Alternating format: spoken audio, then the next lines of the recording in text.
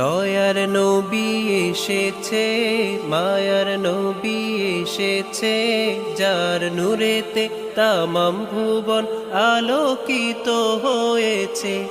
আসসালাতু ওয়াসসালামু আলাইকা ইয়া রাসূলাল্লাহ, আসসালাতু ওয়াসসালামু আলাইকা ইয়া হাবিবাল্লাহ, আসসালাতু ওয়াসসালামু আলাইকা ইয়া রাসূলাল্লাহ, আসসালাতু ওয়াসসালামু আলাইকা ইয়া হাবিবাল্লাহ।